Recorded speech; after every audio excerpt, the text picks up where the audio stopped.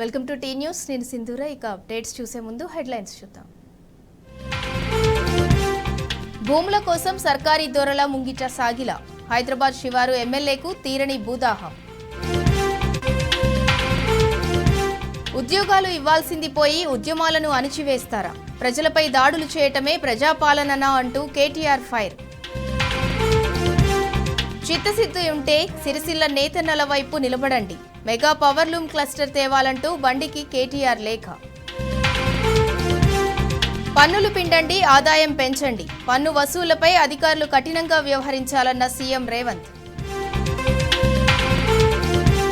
రైతు భరోసాపై తూతూ మంత్రంగా అభిప్రాయ సేకరణ.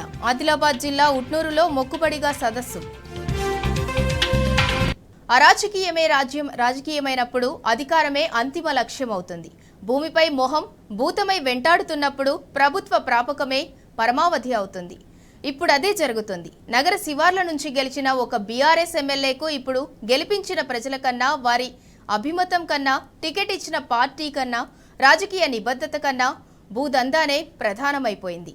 ఏళ్లుగా చెరబెట్టిన వందల ఎకరాల భూమిని పూర్తిగా చేజిక్కించుకోవాలంటే సర్కారీ పార్టీలో చేరటమే సరళ మార్గమైంది.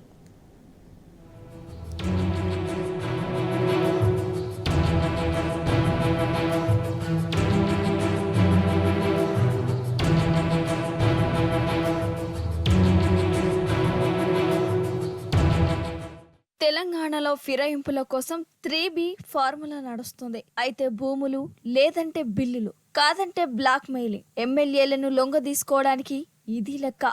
చెరబట్టిన భూములు నీకే ఉండాలనా? పెండింగ్ బిల్లులు విడుదల కావాలనా? కేసులు పెట్టకుండా ఆగాలనా? అయితే గోడ దూకు, మా పార్టీలో చేరు, కండువా కప్పుకో. ఇప్పుడు ఇదే ఆఫర్. ఫిరాయింపులకు తెర లేపుతుంది, గత్తర లేపుతుంది.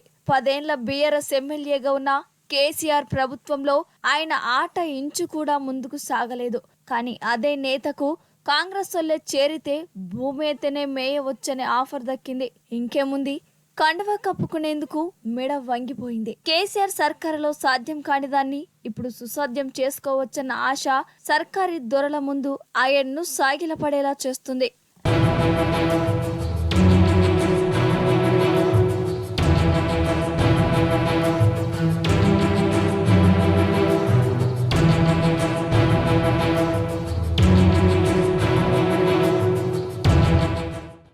శంషాబాద్ మండలం సుల్తానాపల్లిలో 75 మంది రైతులు దశాబ్దాలుగా సాగు చేసుకుంటున్న దాదాపు 200 ఎకరాలకు పైగా భూములు ఒక మాజీ ఎంపీ తన వంటూ డాక్యుమెంట్లు చూపారు. ఉమ్మడి రాష్ట్రంలోనే ఈ వివాదం న్యాయస్థానానికి వెళ్ళింది.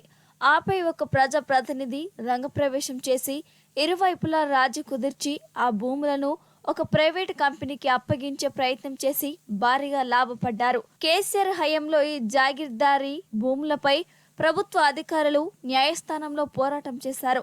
దీంతో ఈ భూములపై వివాదం కోర్టులో ఉన్నదని ధరణిలో నమోదు చేసి మ్యూటేషన్లు నిలిపివేశారు. ఫలితంగా సదరు ప్రజా ప్రతినిధి పాచిక పారలేదు.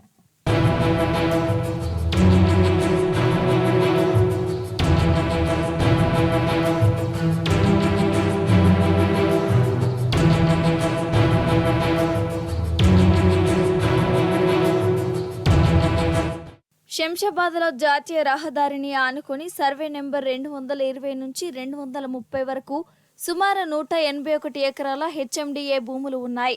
దీనిపై కన్నేసిన సదరు ప్రజా ప్రతినిధి అల్లుడు కొందరిని రంగంలోకి దింపి ఆ భూములను కొట్టేసేందుకు విశ్వ ప్రయత్నం చేశారు. కానీ కేసీఆర్ ప్రభుత్వం సుప్రీంకోర్టుకు వెళ్లి ఆ భూములు హెచ్ఎండిఏకి చెందినవేనని తీర్పు వచ్చే వరకు పోరాడింది. కబ్జాదారులు ఎవరైనా సరే ఉపేక్షించకుండా హెచ్ఎండిఏ అధికారులు అందులోని అక్రమ నిర్మాణాలన్నింటినీ నేలమట్టం చేసి సుమారు 1000 కోట్ల రూపాయలు విలువైన భూముల్ని ప్రభుత్వపరం చేశారు. అటు శంషాబాద్ మండలం సయ్యద్గూడ చిన్న గోల్కొండ పంచాయతీ సర్వే నెంబర్ 24లో 200 ఎకరాలు, పెద్ద గోల్కొండ పరిధిలో సర్వే నెంబర్ 114 నుంచి 176 వరకు 185 ఎకరాలు, ఇలా మొత్తం 385 ఎకరాల అసైన్డ్ భూములు ఉన్నాయి. దీనిపై కన్నేసిన సదరు ప్రజా ప్రతినిధి రైతులను బెదిరించి తోచినంత ముట్టజెప్పి నిబంధనలకు విరుద్ధంగా ప్రభుత్వ భూమిని రిజిస్ట్రేషన్ చేసుకొని రెవెన్యూ రికార్డులను మార్చేందుకు ప్రయత్నించారు. కానీ కేసీఆర్ ప్రభుత్వం ఆ అక్రమాలను అడ్డుకుంది. రిజిస్ట్రేషన్లను నిలిపివేసింది. మ్యూటేషన్లను కాకుండా కట్టడి చేసింది.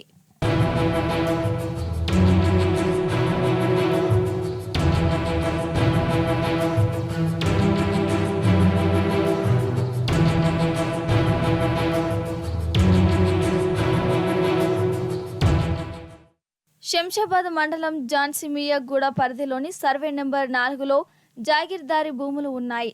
అవి నిరుపేదలకు దక్కాలి, లేదంటే ప్రభుత్వ ఖాతాలో ఉండాలి. కానీ కొందరు పెద్దలు ఈ భూములపై కన్నేసి పంచుకున్నారు. ఇందులో సదరు ప్రజా ప్రతినిధి 5 ఎకరాల భూమిని మలుపుకొని ప్రహరీతో గెస్ట్ హౌస్ నిర్మించుకున్నారు. గతంలో ఈ భూముల్ని పేదలకు పంచాలంటూ ప్రస్తుత సీఎం రేవంత్ రెడ్డి టీడీపీలో ఉన్నప్పుడు ధర్నా కూడా చేశారు. సదరు ప్రజా ప్రతినిధి ఆ భూములను పట్టా భూములుగా మార్చేందుకు 10 ఏళ్లుగా ప్రయత్నం చేశారు. కేసీఆర్ ప్రభుత్వ హయాంలో ఎక్కే గడప దిగే గడప అన్నట్లుగా వెంపల్రాడారు.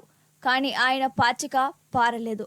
అటు గొల్లపల్లి బహదూర్గూడ పరిధిలోని అసైన్డ్ భూములతో పాటు ఎయిర్పోర్టు కాలనీలో హెచ్ఎండిఏకి చెందిన 13 ఎకరాల పైన సదరు ప్రజా ప్రతినిధి ఆయన అల్లుడు కన్నేసి స్వాధీనం చేసుకునేందుకు నానా తంటాలు పడ్డారు. కానీ కేసీఆర్ ప్రభుత్వ హయాంలో ఎప్పటికప్పుడు అధికారులు ఆ ప్రయత్నాలను తిప్పికొట్టారు.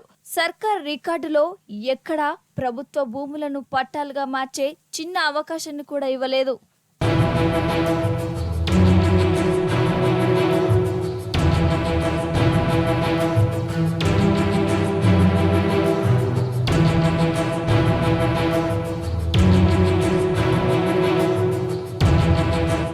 నాలుగు దశాబ్దాల కిందట శంషాబాద్ మండలం సుల్తానపల్లి గ్రామ జాగీర్దార్ భూములపై వివాదం రాజుకుంది.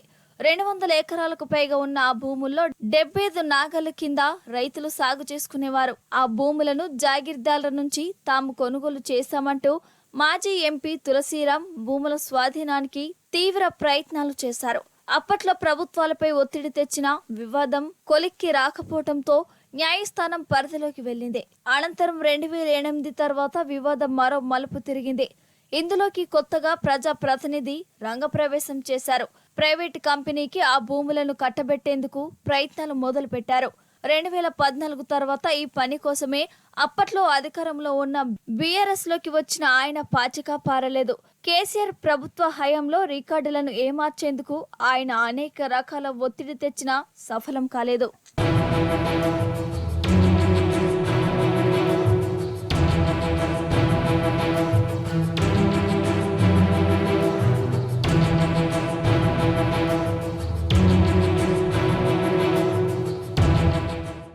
సదరు ప్రజా ప్రతినిధి 10 ఏళ్ల పాటు నియోజకవర్గంలోని ప్రభుత్వ అసైన్డ్ భూములపై కన్నేయటం, ఆయన అల్లుడు రంగంలోకి దిగి కార్యాలు చక్కబెట్టడం పరిపాటిగా మారింది. హెచ్ఎండిఏ భూములపై అనేక మార్లు కన్నేసి తప్పుడు డాక్యుమెంట్లతో వాటిని స్వాధీనం చేసుకునేందుకు విశ్వ ప్రయత్నం చేశారు.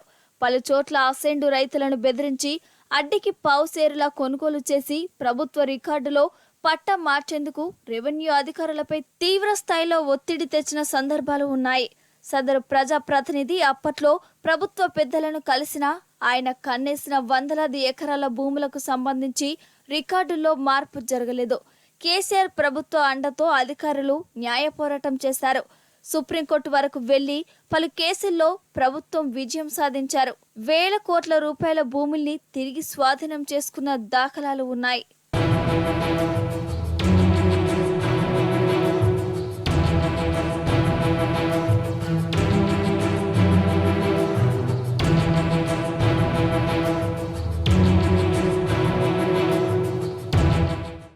కేసీఆర్ ప్రభుత్వం ఉన్నప్పుడు 10 ఏళ్లుగా ఎక్కడ సందు దొరకక తికమక పడుతున్న ఈ ఘనత వహించిన ప్రజా ప్రతినిధి ఇప్పుడు గోడ దూకేందుకు సిద్ధమయ్యారు. తాజాగా అధికార కాంగ్రెస్ వైపు తొంగి చూశారు. ఈ ప్రజా ప్రతినిధికి ఉన్న బూచీని అడ్డు పెట్టుకొని కాంగ్రెస్ సర్కార్ బీఆర్ఎస్ కావాలా, భూములు కావాలా అని పాచిక విసిరింది. గత కొన్ని రోజులుగా జరిగిన చర్చల్లోనూ ఈ భూ లావాదేవీల క్లియరెన్స్ అంశమే ప్రధాన ఎజెండాగా ఉన్నదనే వార్తలు వినిపించాయి. ఈ అక్రమాలకు మార్గం సుగమం చేస్తామని అటువైపు నుంచి గ్రీన్ సిగ్నల్ రావడంతో ఎమ్మెల్యే ఫిరాయింపునకు ముహూర్తం ఖరారైందని నియోజకవర్గంలో పెద్ద ఎత్తున ప్రచారం జరుగుతుంది. అటు సదరు ఎమ్మెల్యేలకు ఉన్న భూదాహం రాష్ట్ర రాజకీయాల్లో చర్చనీయాంశంగా మారింది. మరికొన్ని గంటల్లో ముచ్చటగా మూడో పార్టీ మార్చనున్న శాసనసభ్యుడి భూలి ఇళ్లను ఇప్పుడు నియోజకవర్గంలో కథలుగా చెప్పుకుంటున్నారు. అటు భూ లావాదేవీల కోసమే గతంలో సదరు ప్రజాప్రతినిధి పార్టీ మారినట్లుగా అర్థమవుతుందని పలువురు రాజకీయ పరిశీలకులు చెబుతున్నారు.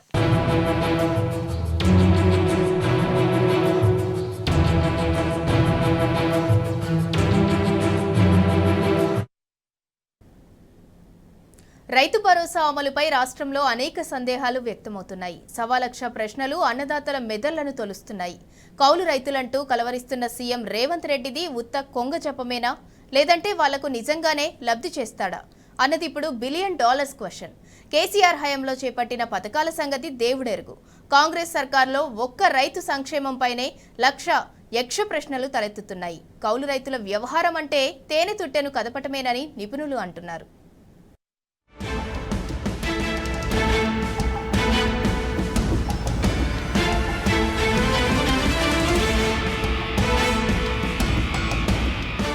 కాంగ్రెస్ ప్రభుత్వం ఆశపెట్టిన రైతు భరోసా పథకం ఆరుగాలం శ్రమించే అన్నదాతల మెదళ్లను తొలిచేస్తుంది. ఇంకా కౌలు రైతుల పరిస్థితి అయితే చెప్పనక్కర్లేదు. రైతు భరోసా ఒక్కటే కానీ తలెత్తుతున్న ప్రశ్నలు కోకొల్లలు. కౌలు రైతు అంటే ఎవరు? ప్రభుత్వం ఎలాంటి నిర్వచనం ఇస్తుంది? ఎలాంటి అర్హత పత్రాలు నిరూపించుకోవాలి? రేవంత్ సర్కార్ రైతు భరోసా వర్తించడానికి ఎలాంటి మార్గదర్శకాలు పెడుతుంది? చట్టం ఏమైనా చేస్తుందా? ప్రభుత్వ విధి విధానాలకు అనుగుణంగా భూ యజమాని రైతుకు అగ్రిమెంట్ ఇస్తారా? ఒకవేళ అలా ఒప్పంద పత్రం ఇస్తే ల్యాండ్ ఓనర్ కు చట్టపరమైన చిక్కులు తలెత్తవా? ఆ అగ్రిమెంట్ ను పట్టుకొని కౌలు రైతు భూమి తనదే అంటూ కోర్టుకెక్కితే పరిస్థితి ఏంటి? లేదా ఎలాగూ రైతు భరోసా వస్తుంది కదా అని భూ యజమాని లీజు ధరలు పెంచితే ఎలా? అలా లబ్ధి పొందిన మొత్తాన్ని భూ యజమాని కాజేస్తే అంతిమంగా కౌలు రైతులకు ఒరిగేదేమిటి? ఇలా ఒకటా రెండా? అనేక ప్రశ్నలు అన్నదాతలను ఆగమాగం చేస్తున్నాయి.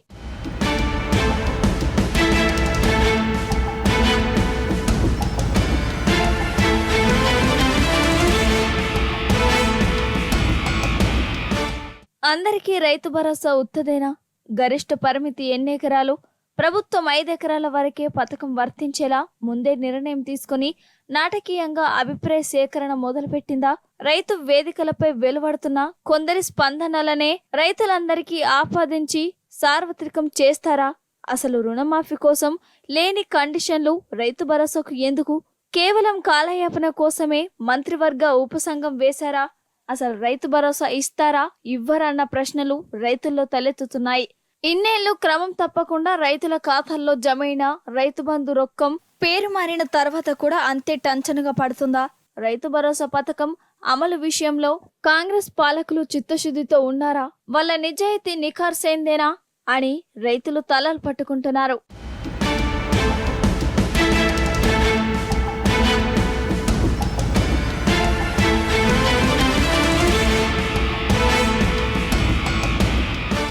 ఇక పంట రుణమాఫీ పరిస్థితి ఏమిటి అనే సందేహాలు తలెత్తుతున్నాయి. పథకం అమలు కోసం డబ్బులున్నాయా? ప్రభుత్వం ఎలాంటి మార్గదర్శకాలను తేనుంది? భారం తగ్గడానికి రాష్ట్రం కూడా కేంద్రం బాట పట్టనుందా? కిసాన్ సమ్మాన్ నిధికి పెట్టిన నిబంధనలనే ఇక్కడ కూడా పెడతారా? అలా అయితే రైతులందరికీ తగిన న్యాయం జరుగుతుందా అని అడుగుతున్నారు. ఒక్కొక్కరికి 2 లక్షల చొప్పున 31,000 కోట్లు అవసరమవుతాయని సీఎం రేవంత్ రెడ్డి ప్రకటించారు. మరి అంత సొమ్ము ఎక్కడి నుంచి తెస్తారు? భూములు కుదబెడతారా? బాండ్లు అమ్ముతారా? ప్రైవేట్ బ్యాంకుల నుంచి అధిక వడ్డీకి రుణం తెస్తారా? ఆగస్టు 15లోగా రైతు రుణమాఫీ సాధ్యమేనా అని అడుగుతున్నారు. రైతు రుణమాఫీ ఒక్కటి చేసి రైతు భరోసా, పంట బోనస్ లాంటి మిగిలిన రైతు సంక్షేమ పథకాలన్నీ ఎగ్గొడతారని సందేహిస్తున్నారు. ఇటు సన్న బియ్యానికి మార్కెట్లో డిమాండ్ ఉండగా బోనస్ అవసరం ఏముంటుంది? ఇలా సబ్సిడీ ప్రకటించి ప్రభుత్వం రైతుల్లో చీలిక తెచ్చే ప్రయత్నం చేస్తుందా? అసలు రాష్ట్రంలో సన్నవడ్లు పండించే రైతులు ఎంతమంది? 190 మంది రైతులు దొడ్డు వడ్లు పండిస్తే బోనస్ పొందే వాళ్ళు ఎందరు? పండించిన సన్నాలను ఐకేపీ సెంటర్లకు తెచ్చేది ఎందరు?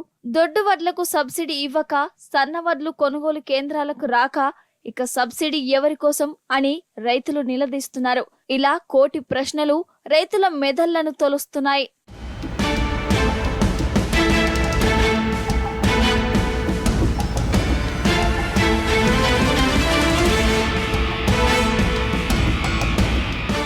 కత్తి మీద సామ లాంటి పరిస్థితుల్లో రైతు భరోసా కోసం రాష్ట్రంలో అభిప్రాయ సేకరణ మొదలైంది. ఖమ్మంతో ప్రారంభమైన ఈ ప్రక్రియ ఒక్కో రోజు ఒక్కో జిల్లా చొప్పున అన్ని పూర్వ జిల్లాల కేంద్రాల్లో వారం రోజుల పాటు సాగనుంది. రైతు వేదికల దగ్గర సమావేశాలు నిర్వహించి రైతు భరోసా అమలు కోసం అనుసరించాల్సిన విధానంపై ప్రభుత్వం అభిప్రాయాలను సేకరిస్తుంది. ఇక కౌలు రైతులను రైతు భరోసా పథకం పరిధిలోకి తేవాలంటే ప్రభుత్వం తల ప్రాణం తోకలోకి రావటం ఖాయమని విశ్లేషకుల ఊహ. అదసలు పరిష్కారం లేని సమస్య. కౌలు రైతుల వ్యవహారాన్ని కదపడం అంటే తేనె తుట్టెను కదపడమే అన్న అభిప్రాయాలు వ్యక్తమవుతున్నాయి.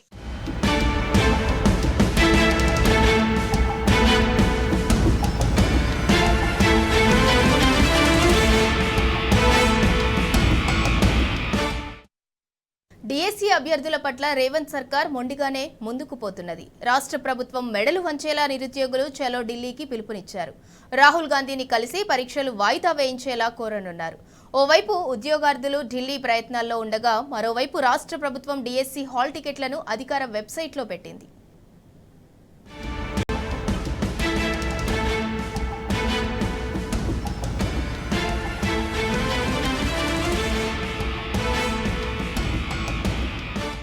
డిఎస్సి అభ్యర్థుల పట్ల రాష్ట్ర ప్రభుత్వం నిర్దాక్షిణ్యంగా వ్యవహరిస్తోంది. పరీక్షలు వాయిదా వేయాలంటూ నిరుద్యోగులు చేస్తున్న ధర్నాలు, ఆందోళనలను రేవంత్ సర్కార్ పట్టించుకున్న పాపన పోలేదు. దీంతో మొండిగా వ్యవహరిస్తున్న ప్రభుత్వం మెడలు వంచేందుకు ఉద్యోగార్థులు సిద్ధమయ్యారు. చలో ఢిల్లీకి పిలుపునిచ్చారు. అక్కడ రాహుల్ గాంధీని కలిసి సమస్యలు వివరించనున్నారు. పరీక్షలను వాయిదా వేయించేలా కోరాలని నిర్ణయించారు.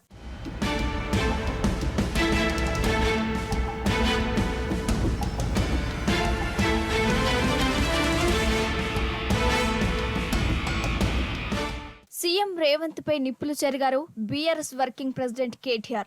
ప్రజలపై దాడులు చేయడమే ప్రజాపాలన అని ప్రశ్నించారు. విద్యార్థులను, నిరుద్యోగులను అవమానపరిచేలా మాట్లాడిన రేవంత్ క్షమాపణ చెప్పాలన్నారు. మెగా డిఎస్సి అని చెప్పి కేవలం 6,000 అదనపు పోస్టులతో దగా చేస్తున్నారని కేటీఆర్ మండిపడ్డారు. విధులు నిర్వహిస్తున్న జర్నలిస్టులపైన పోలీసులు దాడులు చేస్తూ దుర్మార్గంగా వ్యవహరిస్తున్నారని ధ్వజమెత్తారు. ఓయూలో పోలీసుల దాడిలో గాయపడ్డ బీఆర్ఎస్వి నాయకులను కేటీఆర్ కలిశారు. గాయపడ్డ నాయకులను పరామర్శించి వారికి భరోసా కల్పించారు.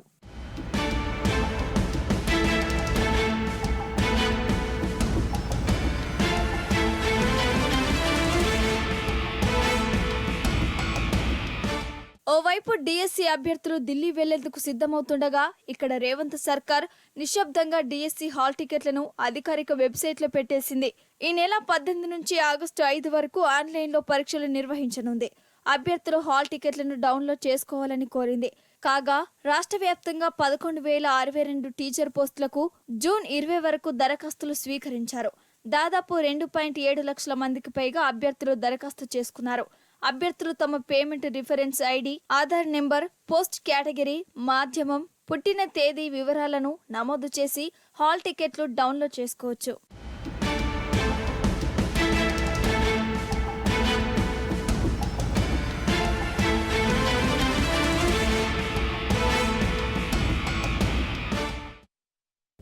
కేంద్ర మంత్రి బండి సంజయ్కి బీఆర్ఎస్ వర్కింగ్ ప్రెసిడెంట్ కేటీఆర్ బహిరంగ లేఖను రాశారు. 10 ఏళ్లుగా ప్రతి బడ్జెట్లోనూ తెలంగాణకు కేంద్రం మొండి చేయి చూపిందని మండిపడ్డారు. కేంద్ర మంత్రిగా వచ్చిన అవకాశాన్ని వినియోగించుకొని ఈసారైనా సిరిసిల్లకు మెగా పవర్లూమ్ క్లస్టర్లను తీసుకురావాలని డిమాండ్ చేశారు. నేతన్నలను ఆదుకోవటంలో రాష్ట్ర ప్రభుత్వం విఫలమైందని ధ్వజమెత్తారు. మెగా పవర్లూమ్ క్లస్టర్ ఏర్పాటుతో నేతన్నల కష్టాలు కొంత మేరకు తీరుతాయని లేఖలో కేటీఆర్ పేర్కొన్నారు.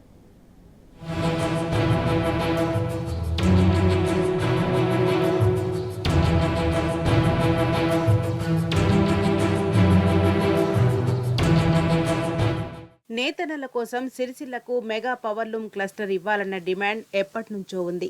గత బీఆర్ఎస్ ప్రభుత్వం ఎన్నోసార్లు మోదీ సర్కారుకు విన్నవించుకున్నా అది కలగానే మిగిలిపోయింది. నాటి మంత్రి కేటీఆర్ ఎంతమంది కేంద్ర మంత్రులను కలిసి విజ్ఞప్తి చేసినా ఒక్క అడుగు ముందుకు పడలేదు. ప్రతిసారి కేంద్ర బడ్జెట్లో మొండి చెయ్యే ఎదురైంది.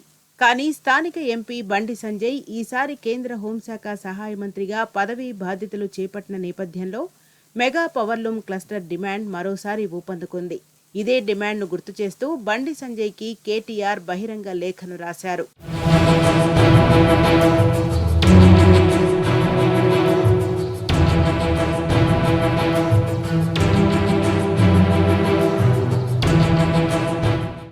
సిరిసిల్లలో మెగా పవర్లూమ్ క్లస్టర్ ఏర్పాటు చేసేందుకు కేంద్ర హోంశాఖ సహాయ మంత్రిగా బండి సంజయ్ కృషి చేయాలని BRS working president Sircilla MLA KTR demand చేశారు. కేంద్రంలో బీజేపీ సారథ్యంలోని ప్రభుత్వమే అధికారంలో ఉన్నందువల్ల ప్రధాని మోదీని ఒప్పించి సిరిసిల్లకు మెగా పవర్లూమ్ క్లస్టర్ను తీసుకొచ్చే బాధ్యత తీసుకోవాలన్నారు. గత 10 ఏళ్లుగా కేంద్రంలో బీజేపీ అధికారంలో ఉందని గుర్తు చేశారు. బండి సంజయ్ ఈ ప్రాంత ఎంపీగా 5 ఏళ్ల క్రితం ఎన్నికైనా నేతన్నలకు ప్రతిసారి నిరాశే ఎదురైందన్నారు. గతంలో 10 ఏళ్లుగా సిరిసిల్ల ప్రాంతానికి మెగా పవర్లూమ్ క్లస్టర్ను తీసుకొచ్చేందుకు తాను ఎన్ని ప్రయత్నాలు చేసినప్పటికీ కేంద్రం నుంచి సరైన స్పందన రాలేదన్నారు. సుమారు 10 సార్లు కేంద్రంలో స్మృతి ఇరానీ, అరుణ్ జైట్లీ వంటి అనేక మంది మంత్రులను నేను స్వయంగా కలిసినా దక్కింది శూన్యమని స్పష్టం చేశారు. ఈ అంశంలో సహకారం అందించాలని బండి సంజయ్ని కూడా ఎన్నోసార్లు కోరినప్పటికీ పట్టించుకోలేదన్నారు. అయితే రెండోసారి ఎంపీ కావడం, కేంద్రంలో కూడా మంత్రిగా పదవి దక్కడంతో సిరిసిల్ల నేతన్నలకు సేవ చేసేందుకు ఇదే సరైన సమయమని బండి సంజయ్ గుర్తించాలని లేఖలో కేటీఆర్ పేర్కొన్నారు.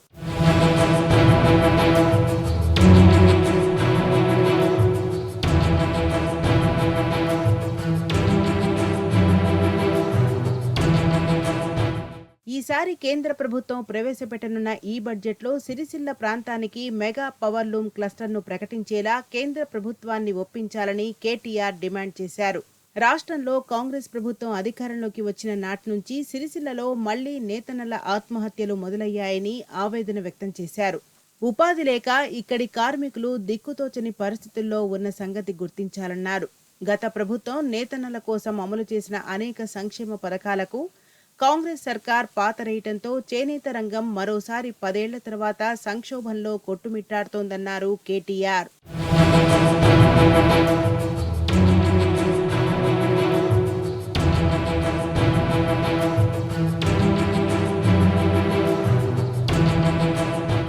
సిరిసిల్ల నేతన్నలను ఆదుకోవాలంటూ కాంగ్రెస్ ప్రభుత్వాన్ని అనేకసార్లు కోరినా ప్రభుత్వం పట్టించుకోవడం లేదని కేటీఆర్ మండిపడ్డారు.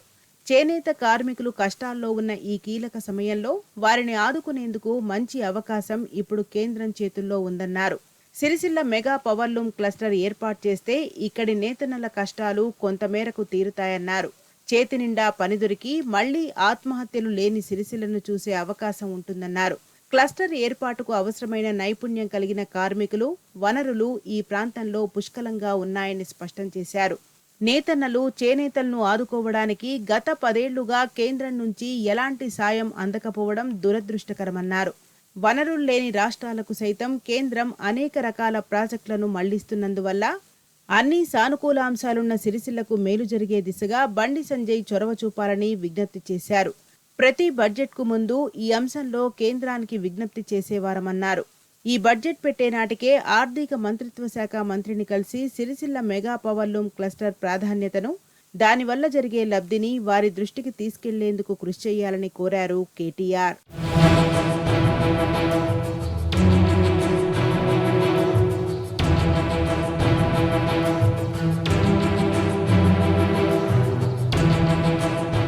తెలంగాణ ప్రజలు ఎక్కువ మంది ఎంపీలను గెలిపిస్తే మన ప్రాంతం అభివృద్ధి చెందుతుందన్న మాటలు నమ్మి బీజేపీని గెలిపించారని కేటీఆర్ పేర్కొన్నారు. కానీ గత 5 ఏళ్లలో కరీంనగర్కు గాని, సిరిసిల్ల నేతన్నలకు గాని బండి సంజయ్ పదవీ కాలంలో జరిగిన ప్రయోజనం ఏమీ లేదని ధ్వజమెత్తారు. బీజేపీ పాలిత రాష్ట్రాల ఎంపీలు మాత్రం తమ ప్రాంత ప్రయోజనాల కోసం కేంద్రంతో పోరాటం చేసి తమ ప్రాంతాలకు నిధులను, పరిశ్రమలను తరలించుకుపోతున్నారని స్పష్టం చేశారు. కాబట్టి తెలంగాణ ప్రజలు ఇచ్చిన అవకాశాన్ని వినియోగించుకొని మన ప్రాంత ప్రయోజనాల కోసం బండి సంజయ్ కృషి చేస్తారని ఆశిస్తున్నట్లు తెలిపారు. ఈ బడ్జెట్లో ఖచ్చితంగా సిరిసిల్లకు మెగా పవర్లూమ్ క్లస్టర్ ప్రకటన చేయిస్తారని భావిస్తున్నట్లు కేటీఆర్ లేఖలో పేర్కొన్నారు.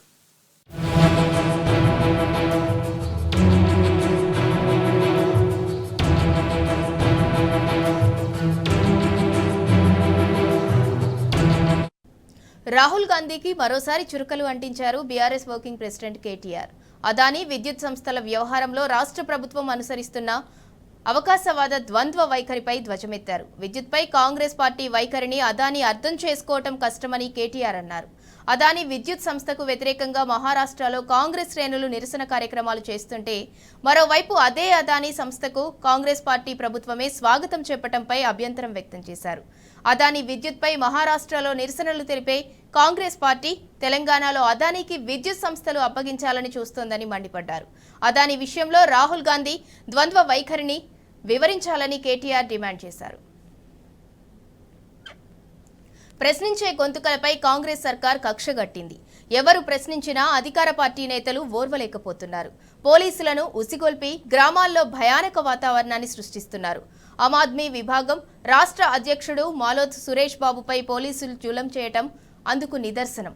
పాలకుర్తి ఎమ్మెల్యే యశస్విని రెడ్డి పిఏ ఆగడాలు మితిమీరుతున్నాయి అంటూ ఇటీవల సురేష్ బాబు సోషల్ మీడియాలో పోస్ట్ పెట్టాడు. దీంతో ఎమ్మెల్యే పిఏకు కోపం వచ్చింది. పోలీసులు ఎంటర్ అయ్యారు. సురేష్ను స్టేషన్కు పిలిపించి చావబాదారు. పైగా బాధితుడిని కొడుతుంటే అక్కడే ఉన్న ఎమ్మెల్యే పిఏ రాక్షసానందం పొందాడు. సురేష్ తల్లిదండ్రులు పోలీసుల కాళ్లా వేలాపడ్డా కనికరించలేదు. చివరకు ఈ విషయం బయటకు పొక్కటంతో బాధితుడిని ఎట్టకేలకు విడిచిపెట్టారు. అకారణంగా తనను చావబాదిన పోలీసులపై తగిన చర్యలు తీసుకోవాలని సురేష్ డిమాండ్ చేశాడు. లేని పక్షంలో కాంగ్రెస్కు తగిన శాస్తి తప్పదని హెచ్చరించాడు.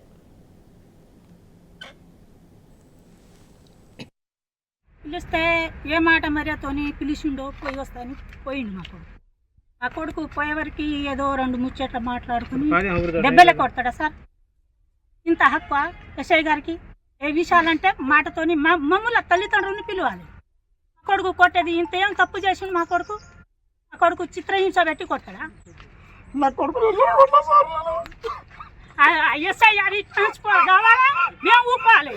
ఇంతసేపు మేము ఊపే నా పరిస్థితే లేదు.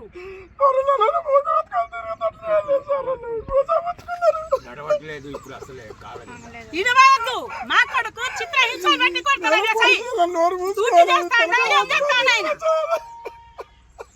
మా కొడుకు సేవ చేస్తాడు, ప్రజల సేవ చేస్తాడు, దోపిడీ చేస్తాడు. మా కొడుకు కష్టపడి సాధిస్తాడు. రాజ్యం అంతా బాగుపడాలి, మంచిగా ఉండాలి అని చేస్తాడు మా కొడుకు. కానీ మా కొడుకు లంగా దొంగ పని చేస్తూ మళ్ళా కేసు 3 సెక్షన్ మీద కేసు చేస్తాడా? దేని కొరకు చేసిండు? ఏమైనా ఎవరికి కొట్టి చంపి వచ్చిండు అని కేసు వేస్తాడా ఎస్ఐ గారు? నా కళ్ళారా చూసిన నేను పోక ముందు నా కొడుకును కొట్టి ముద్దుకు ఎక్కించి కూర్చోబెట్టి ఉంచారు. నేను ఇంతట్లకు పోయి చూసిన, నన్ను కానిస్టేబుల్ లోపలికి రానిస్తలేరు. రాష్ట్రంలోని యువతపై పోలీసులు వ్యవహరిస్తున్న తీరును బీఆర్ఎస్ వర్కింగ్ ప్రెసిడెంట్ కేటీఆర్ తప్పుబట్టారు. పోలీసుల తీరుపై ఆవేదన వ్యక్తం చేస్తూ డీజీపీకి పలు సూచనలు చేశారు.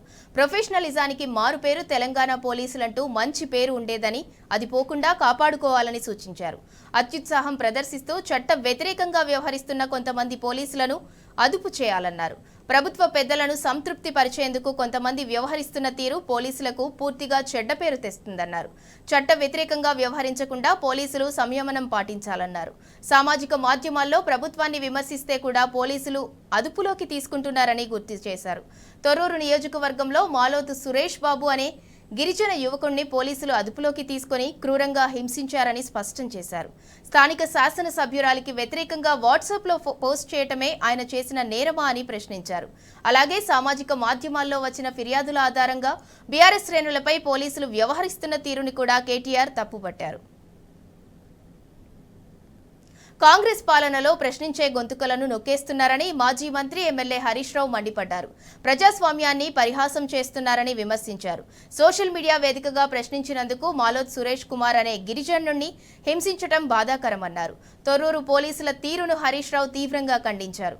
బాధితుడి తల్లి ఆవేదనను అర్థం చేసుకుని ఘటనపై విచారణ జరిపించాలని డీజీపీని కోరారు. బాధ్యులపై చర్యలు తీసుకోవాలన్నారు. అసెంబ్లీ బడ్జెట్ సమావేశాలకు ఏర్పాట్లు చేయాలని స్పీకర్ గడ్డం ప్రసాద్ అధికారులను ఆదేశించారు. శాసన మండలి చైర్మన్ గుత్తా సుఖేందర్ రెడ్డితో కలిసి స్పీకర్ తన ఛాంబర్లో సమీక్షా సమావేశం నిర్వహించారు. సిఎస్ శాంతికుమారి, డీజీపీ జితేందర్, వివిధ శాఖల ఉన్నతాధికారులు ఈ మీటింగ్కు హాజరయ్యారు. ఈ నెల 23న కేంద్ర ప్రభుత్వం బడ్జెట్ని ప్రవేశపెట్టిన అనంతరం రాష్ట్ర ప్రభుత్వం కూడా బడ్జెట్ సమావేశాలు నిర్వహించాల్సి ఉందని స్పీకర్ అన్నారు. అందుకోసం తగిన ఏర్పాట్లు ప్రారంభించాలని అధికారులను ఆదేశించారు. శాసనసభ, శాసన మండలి, లెజిస్లేచర్, సెక్రటేరియట్లో పెండింగ్ పనులను త్వరగా పూర్తి చేయాలని స్పీకర్ సూచించారు. లోక్సభ ఎన్నికల ఫలితాల్లో వైఫల్యాలో నిగ్గు తేల్చే పనిలో నిమగ్నమైంది కురియన్ కమిటీ. గాంధీ భవన్లో పార్లమెంట్ అభ్యర్థులతో వరుస భేటీలు నిర్వహిస్తూ అభ్యర్థుల నుంచి వచ్చిన ఫీడ్బ్యాక్ను సేకరిస్తోంది. వచ్చిన సమాచారాన్ని సీల్డ్ కవర్లో హైకమాండ్కు నివేదించనుంది కురియన్ కమిటీ. ఇంతకీ ఓడిపోయిన అభ్యర్థులు కమిటీకి చెప్పింది ఏంటి? కురియన్ కమిటీ ఫోకస్ చేసిన పార్లమెంట్ సెగ్మెంట్లు ఏంటి? Watch the story.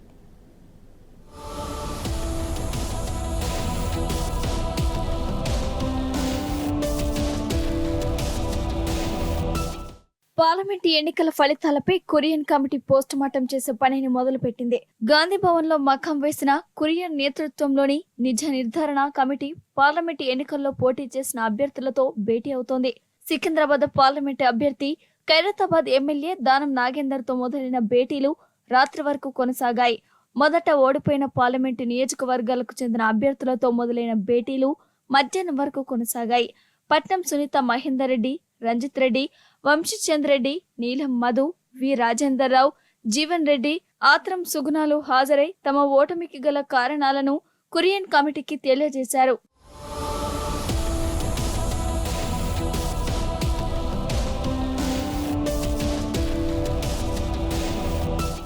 లాంచ్ తర్వాత మొదలైన భేటీలో గెలిచిన ఎంపీలు సురేష్ షెట్కార్, మల్లు రవి, చామల కిరణ్ కుమార్ రెడ్డి, రఘువీర్ రెడ్డి, బలరాం నాయక్, కడియం కావ్య, వంశీకృష్ణ తదితరులు హాజరయ్యారు. గెలిచిన అభ్యర్థులతో మాట్లాడిన కురియన్ కమిటీ అనుకున్నంత మెజారిటీ వచ్చిందా, నాయకుల మధ్య సమన్వయం ఎలా ఉండింది అనే అంశాలపై కురియన్ కమిటీ ప్రశ్నించినట్లు సమాచారం.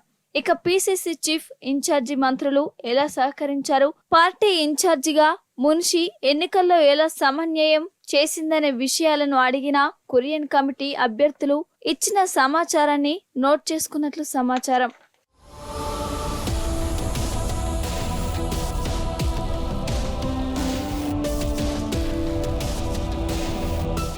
కురియన్ కమిటీ ముందు పలువురు నేతలు తమ గోడును వెళ్లబోసుకున్నట్లు తెలుస్తోంది.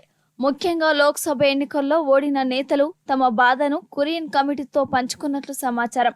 పార్టీలో భారీగా చేరికలు జరిగాయని, తద్వారా ఓట్లు పెరుగుతాయని అనుకుంటే రావాల్సిన ఓట్ల కంటే తక్కువ ఓట్లు వచ్చాయని పలువురు నేతలు కురియన్ కమిటీతో చెప్పినట్లు సమాచారం. ఇక నేతల మధ్య సమన్వయం లోపించిందని, అదే తమ ఓటమికి కారణమైందని ఓ అభ్యర్థి ఆవేదన వ్యక్తం చేశారట. తన ఓటమికి సొంత పార్టీ నేతలే కారణమయ్యారని మరో అభ్యర్థి ఫిర్యాదు చేసినట్లు సమాచారం. ఎమ్మెల్యేలు సరిగ్గా సహకరించలేదని మరో అభ్యర్థి అసహనం వ్యక్తం చేసినట్లు తెలుస్తోంది.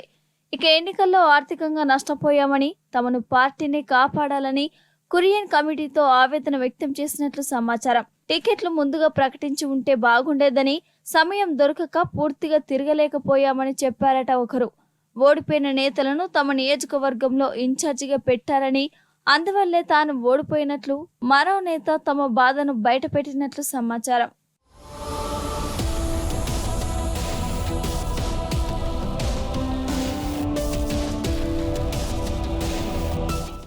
ప్రధానంగా తక్కువ మార్జిన్తో ఓడిపోయిన సీట్లపై కురియన్ కమిటీ స్పెషల్ ఫోకస్ పెట్టిందట. సీఎం సొంత పార్లమెంటు నియోజకవర్గమైన మహబూబ్ నగర్ ప్రత్యేక దృష్టి పెట్టినట్లు తెలుస్తుంది. పాలమూరు అభ్యర్థి సిడబ్ల్యూసీ సభ్యుడు వంశీచంద్ రెడ్డిని ఓటమికి గల కారణాలను అడిగి తెలుసుకుందట. మహబూబ్ నగర్ పార్లమెంటు పరిధిలో సీఎం రేవంత్ సహా 7 కాంగ్రెస్ ఎమ్మెల్యేలు ఉన్నా ఎందుకు ఓడిపోయింది అనే విషయంపై లోతుగా విశ్లేషిస్తుందట కురియన్ కమిటీ. స్థానికంగా పార్టీకి జరిగిన వెన్నుపోటు, కొందరు ఎమ్మెల్యేలు సహకరించని తీరు కమిటీ ముందు వంశీచంద్ రెడ్డి చెప్పినట్లు సమాచారం. సీఎం రేవంత్ నియోజకవర్గంలో అసెంబ్లీ ఎన్నికలతో పోలిస్తే లోక్సభ ఎన్నికలకు మెజారిటీ తగ్గడంపై కమిటీ ఆశ్చర్యం వ్యక్తం చేసినట్లు సమాచారం.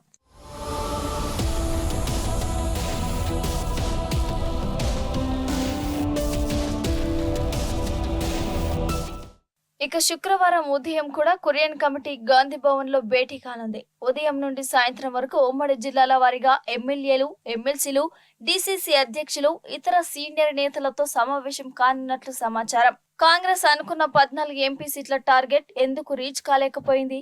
కనీసం 12 స్థానాలైనా గెలవాల్సి ఉండే. 8 ఎంపీ సీట్లతో ఎలా సరిపెట్టుకోవాల్సి వచ్చింది అనే విషయాలపై సమాచారాన్ని సేకరించనుంది. ఇక పార్టీ కీలక నేతలు, సీనియర్ నేతలను సైతం కలిస్తే బాగుంటుందని కురియన్ కమిటీ భావిస్తోంది.